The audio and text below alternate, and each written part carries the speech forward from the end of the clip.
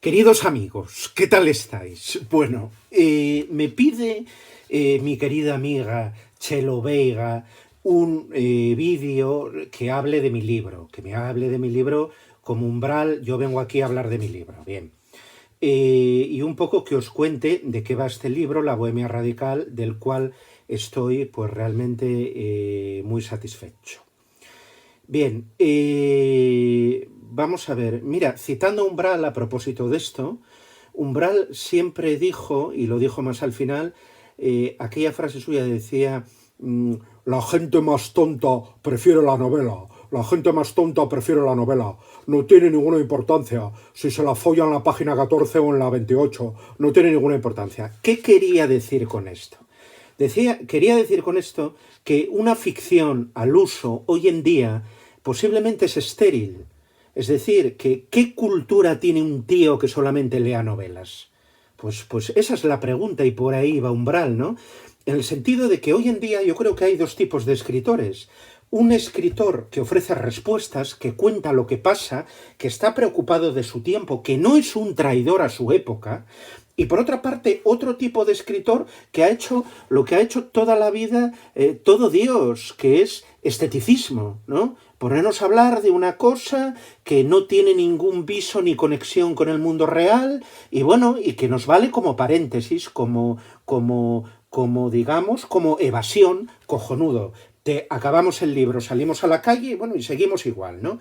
Entonces, yo hace tiempo que, digamos, que ese tipo de ficción me carga, no me dice nada, no me aporta nada, y me interesa el tipo de ficción que da respuestas, el tipo de ficción que enseña otra cosa, y que enseña, sobre todo, la más alta ficción, desde los griegos hasta ahora, ha sido la ficción que enseña a vivir, que enseña lo que es el amor, lo que es la educación, lo que es el respeto, lo que son unos padres, la ficción que enseña a vivir, la ficción que da respuestas. Bien, en ese sentido, aquí, en esta compilación de mi teatro, La Bohemia Radical se ve, ¿no? Aquí, digamos, son 4 obras de teatro independientes, Giacometti, Modigliani, Lurriz y Patti Smith, que, digamos, que ¿qué es lo que nos enseñan?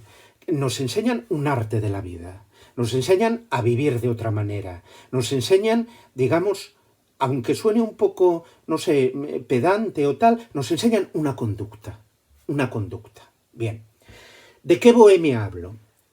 No hablo, generalmente el término bohemia tiene muchas confusiones, ¿no? Por ejemplo, se alude a bohemia como vida desordenada, como conducta desordenada, como tóxicos. Dios mío, Valle Inclán, nadie duda que fue un bohemio y nada de esto. No bebía alcohol debido a sus trastornos urinarios y a más trastornos, no tomaba tóxicos, no tiene nada que ver con esto. Emilio Carrere, el padre de la bohemia madrileña, recorría la noche entera madrileña y tomaba cafés. Es decir, el término de bohemia se opone, digamos, al término de burgués. El burgués sería una persona que busca un enriquecimiento, un almacenamiento de bienes de formas perfectamente lícitas, y el bohemio sería una persona que lo que busca son valores espirituales. Valores espirituales. Digamos, dicho de una manera popular, el burgués buscaría la vida hacia afuera y el bohemio buscaría la vida hacia adentro. Esa es la dimensión que tal. Tampoco defiende una bohemia estética, es decir, una bohemia en el siglo XIX de pelos largos, de vocación marginal, de desaliño, en este siglo de pelos así revueltos que llevan más tiempo que unos pelos normales, etc. No es una bohemia estética, no es una bohemia estética. Digamos, ni es una bohemia agresiva de insolencia, ¿no? Que también ha habido el artista insolente, el artista cabreado con sus contemporáneos, todo lo contrario, no busco tampoco eso, sino que busco un tipo de creador cuya creación se parece más a una oración, una oración laica, una oración de la calle, una oración que ¿qué es lo que busca? Una plegaria que busca un mundo mejor, que busca entrar en armonía contigo mismo, como entró Giacometti, Patti Smith, Lou Reed y Modigliani, entrar en armonía contigo mismo y contar tu creación de un modo armónico, de un modo, digamos, poético, lírico, y que ofrezca una serie de herramientas para vivir de otra manera y para alcanzar la felicidad. No sé si me ha quedado muy pedante esto, pero esto es, ¿no? Es decir, no creo en el bohemio que es un renegado, que es un odiador a tiempo completo, ¿no? Aquello de Eusebio García Luengo en el Café Gijón, cuando Fernando Fran Gómez le dio aquel premio de novela y años después, ¿y por qué no escribía? ¿Por qué no escribía? Y decía, no escribo porque estoy ocupado 24 horas al día en odiar a Camilo José Cela, ¿no?